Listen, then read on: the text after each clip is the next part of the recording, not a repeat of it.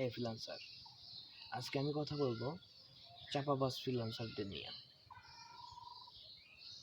আসলে যারা ফ্রিল্যান্সিং শেখায়, বর্তমানে যারা শেখাচ্ছে, এরা আমার মনে হয় ভালো ফ্রিল্যান্সার, মার্কেট প্লেসে অনেকদিন ধরে কাজ করছে।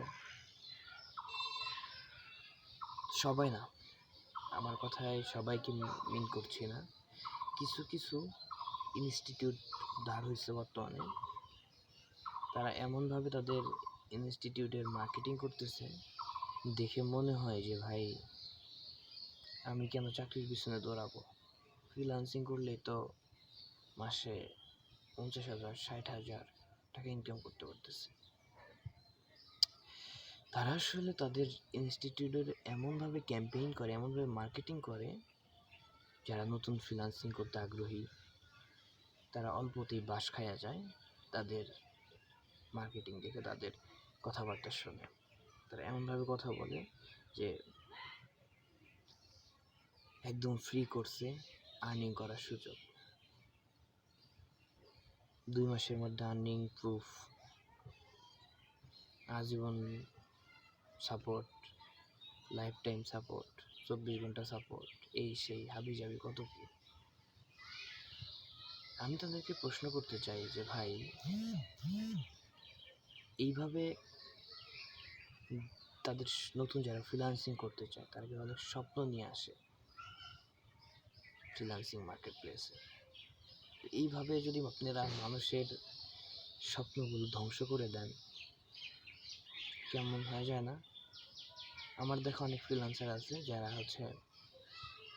শিখছে ফ্রিল্যান্সিং করতেছে বেশ ভালো, কিন্তু কোথা থেকে করতেছে?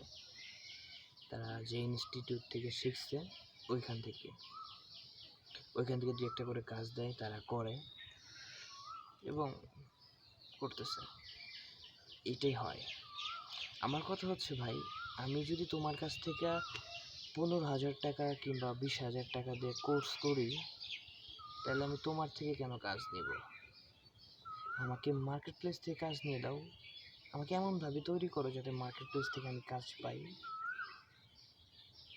আর তুমি যদি জেনেই থাকো যে নতুন অবস্থায় আমি কাজ পাবো না, তাহলে কেন আমাকে প্রথম বলছিলা 2 মাসের মধ্যে আর্নিং প্রুফ, মাসে ফ্রি কোর্সে এত টাকা আয়ের সুযোগ কেন বলছিলা?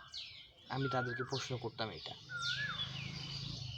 যে আমি কেন আপনাদের ইনস্টিটিউট থেকে কাজ দেব? আপনারা যে কাজ পাবেন ওই কাজের ভাগাভাগি করে আমাদেরকে দেবেন, আমি কেন এই কাজটা নিব? আমি কাজ নিব হচ্ছে মার্কেট প্লেস থেকে। আমাকে এমনভাবে তৈরি করবেন যাতে আমি মার্কেট প্লেস থেকে কাজ পাই। আর যদি এমনভাবে তৈরি করতে না পারেন, তাহলে আমাকে বলবেন যে এই ফ্রিল্যান্সিং মার্কেট প্লেসে ব্যর্থতা অনেক, সফলতা খুবই কম, এমনভাবে আমাকে বুঝান। তারপরে যদি আমি বুঝে আধা জল খেয়ে নামি, সেটা আমার কপাল, আমি সেটা দেখে নেব।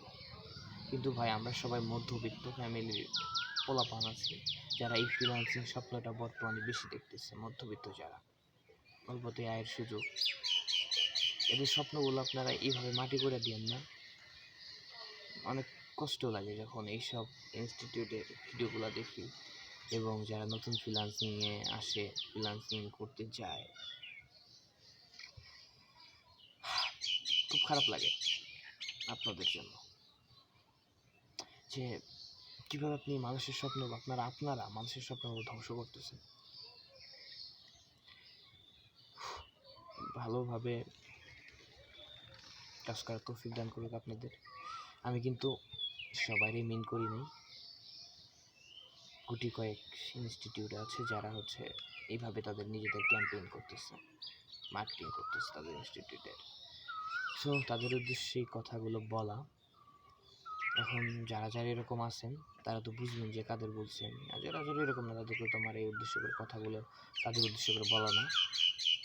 তো আমি যেটা বলবো যে মানুষের স্বপ্নগুলো ভেঙে দিয়েন না। মধ্যবিত্তের স্বপ্ন যদি ভেঙে যায়, খুব কষ্ট লাগে।